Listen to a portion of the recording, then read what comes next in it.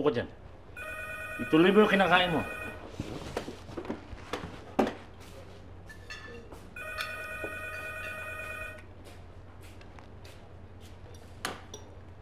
Hello, sino to?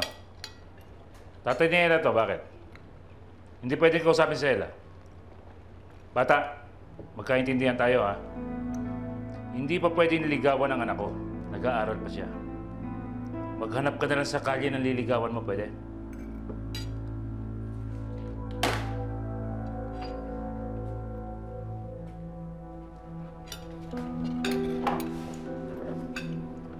Ella, hindi ko pinupulot sa dagat ang perang ginagastos ko sa pag-aaral mo.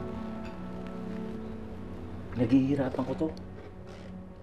Ngayon, kung magpapaligaw ka rin lang, mabuti pang itigil mo na yung pag-aaral mo. Diploma ang kailangan ko, Iha. Hindi apo. Maliwanag ba yun? Opo pa.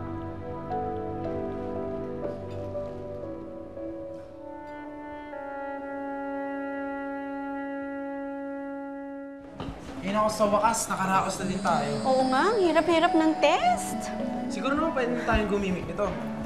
Oo nga. Tara, bowling tayo. Tara, sama tayo. Ha? Hindi pwede. Magagalit papa ko. Alam mo naman yun, no? Ano ka ba, Ella? 3 months na tayo mag-on pero never pa tayo nagde-date. Ano ka ba? Minsan lang to, tsaka bukas wala naman na tayo exams, tapos na lahat eh.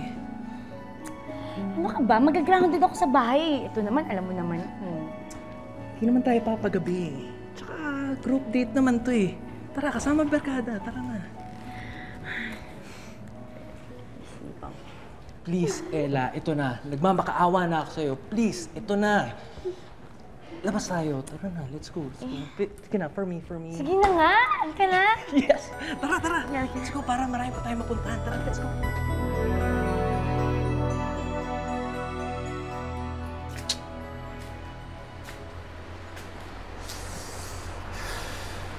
O ano, naniniwala ka na? Yan ang gawain ng anak mo. Maga na kung umuwi. Baka may ginagawa lang project sa eskwelahan yun. Sus, ang sabihin mo, baka kamo gumigimi kasama mga barkada niya. Tansya ko nga, baka may boyfriend na yan si Ella. Paano naman kasi itong asawa mo? Hindi dinidisiplina ang anak niyo. Kaya tuloy nagkakaganyan si Ella. Ate Presi, sagana sa pangaral ng anak ko. Hindi niyo pwedeng gawin yun. Kung sa tutuusin nga, yung perang kinikita mo sa pagsakay mo sa barko, kung saan-saan lang ginagastos na mag-iina mo. Naku, maniwala ka sa akin. Dahil ako nandirito, kaya alam ko ang lahat. Kita mo nga, madalas kapusin yung iina mo. Naku, alam mo, sa tagal ng pagsakay mo sa barko, dapat ngayon meron ka na sarili mong bahay at lupa. Pero ano, hanggang ngayon wala. Hindi naman nakakapagtaka. Paano kasi ang asawa mo hindi marunong humawak ng pera.